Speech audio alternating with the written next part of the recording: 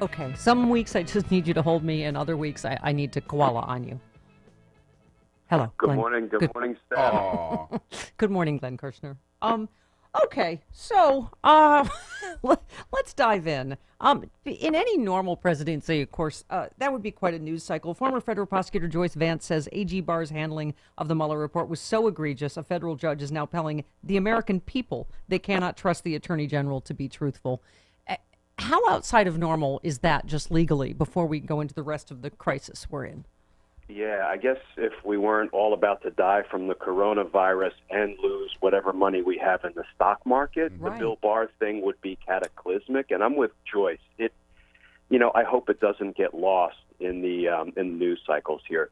But Judge Reggie Walton, federal judge in D.C., who is an absolute lion in criminal justice circles here in D.C., basically called out Bill Barr, and I'm going to read directly from Judge Walton's opinion here on page 15. Oh, this is when you put your glasses on TV. It's so I got my hot. glasses So hot. on. Go ahead. He says things like, Bill Barr dubiously handled the public release of the Mueller report. He uses words like he attempted to spin the findings and conclusions of the Mueller report. He said, Barr's characterization of the Mueller report has been contradicted directly by the contents of the Mueller report, and then he wraps it all up with Bill Barr lacks candor.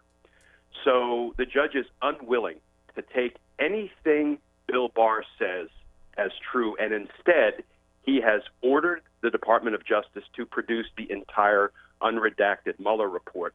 So Judge Walton himself can determine if the whole dang thing ought to be turned over pursuant to these FOIA requests, Freedom of Information Act requests.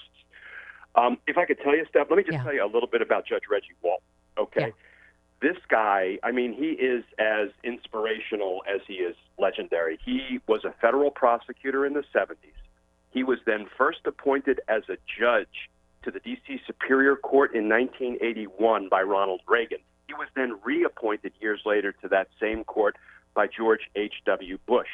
After 20 years of doing the hard work of being a judge in D.C. Superior Court, that's local court, that's where I tried cases in front of Judge Walton, he was then made a federal judge in 2001, by George W. Bush. Then he was made a FISA court judge by Chief Justice Roberts. Then he became the chief of the FISA court. The man, or as Trump likes to call him, a Democrat judge. Yeah, hardly a Democrat, right? Yeah. And now I just want to make a pitch. About a week and a half ago, I was actually talking to Judge Walton, and he was telling me all about reentry court. And I want to talk about this for just 15 seconds. Reentry court is something that Reggie Walton conducts in Washington, D.C. when people finish serving their sentence and they're put on what we call supervised release, which is kind of like probation. Yeah. Usually the only time a judge sees those people is when they're messing up, when they test positive, when they are rearrested, or when they fail to comply with court-set supervision requirements. Reggie Walton brings these people in once a month, and he says, how can I help you? How can I lift you up? Do you need to find a job? Do you need some kind of counseling you're not going to get? How are you making out with your family? Are you seeing your kids? So this is a change in the way we view probation. It's where courts bring probationers in to lift them up and help them succeed and help them successfully re-enter the community. This is our Judge Reggie Walton. This is the man who just said, Bill Barr, you are a liar and the American people can't believe you. You know, this is what we need in our judiciary. So you made some great points, Glenn, on Twitter, as you do, and TV, of course, but you said we are one step closer to seeing what Barr has been trying to hide from the American people. You say Barr's spin is indefensible. Steve Bannon, of all people, testified at Stone's trial that Stone was the Trump campaign's access point to Julian Assange and WikiLeaks.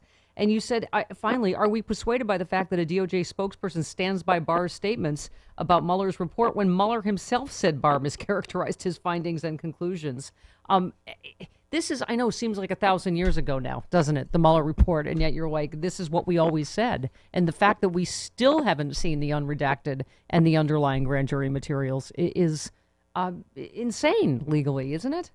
It is. But you know what? The Mueller report is going to make for a nice blueprint to prosecute Trump and company beginning in January 2021. Oh. Little thrill. There, Little thrill down my leg. Yes, there can be no turning the other cheek, no bygones be bygones, no putting the long national nightmare behind us. All of these people need to be investigated, and if the evidence dictates it, they need to be prosecuted, because if we don't do that, we are encouraging the next round of Trumps and Barrs and Mulvaney's and Pompeos and Rosses and Wheelers and DeVosses and the whole corrupt crew.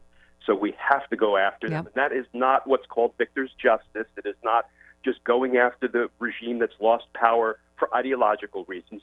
It's holding criminals accountable. That's what we have to do. Thank you. And by the way, as you say, it is almost too much to get our arms around every day. But Frank Flaguzzi, former FBI, tweeted, there are likely numerous criminal violations here, funded in part by Trump.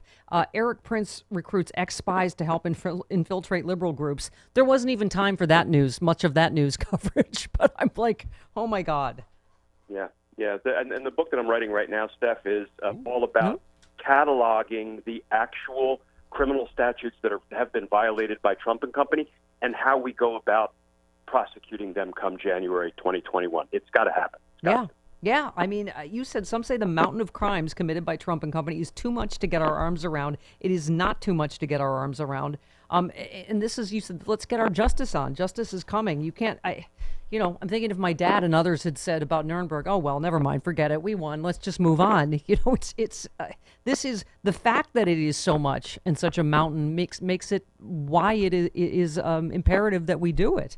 Exactly. And if we move on without accountability, then all we're doing is setting the next generation up for failure. We're setting the next generation up to be governed by the same kind of corrupt politicians that, we're having to deal with now. So shame on us if we don't, tackle this problem. But I'm confident we're going to, especially with all of the indicators and how Trump is just running us into the ground at this moment. Well, I just was going to say, Glenn, this is why so many people look to you for just, inspiration and encouragement, because you always bring it. You said Trump and company are trying to keep us terrified and anxious and desperate and depressed and overwhelmed, but we, the people, will just keep putting one foot in front of the other on the road to justice. Trump will fail, then Trump will fall.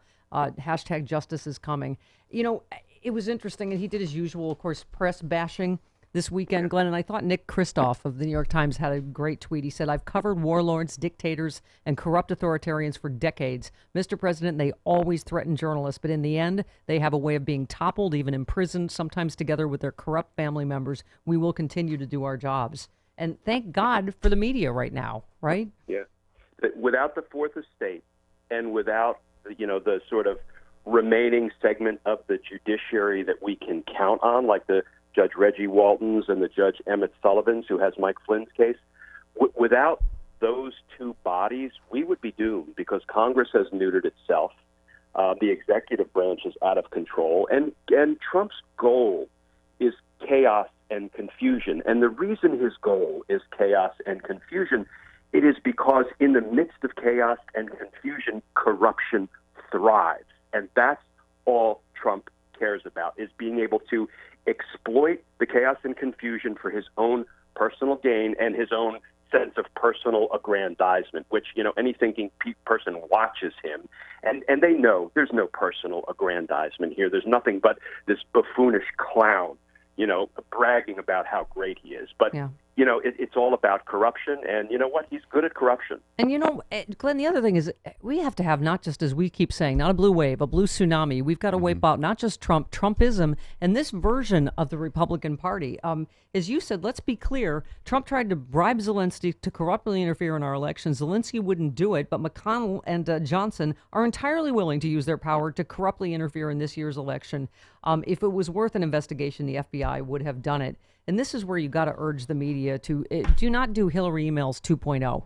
There is no there with Joe Biden and the Ukraine. And if you pretend like this is a story again, it is just, we're doomed.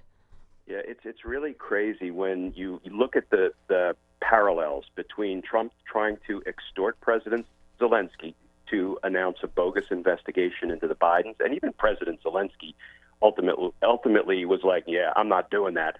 And yet Senator Johnson and Mitch McConnell are willing to do it. They are willing to try to come up with a false investigation into the Bidens to work to Trump's political advantage and ultimately their own, McConnell and Johnson's, political advantage. And The good news is I don't think the Biden corruption and Hunter Biden Burisma dog will hunt.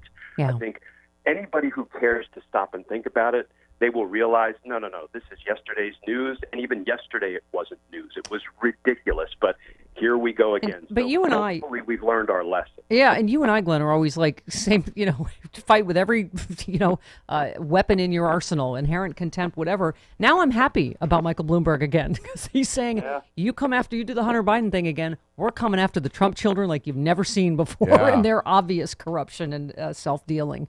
He's got a dossier a mile thick on the Trump kids. Yeah, that's actual corruption. That's actual nepotism. So you know what? Good for Bloomberg. Let him get after it. Yep. You said, so you tweeted, Secretary Carson doesn't want to preview the plan to deal with the full-blown crisis we find ourselves in because, wait for it, the plan hasn't been fully formulated.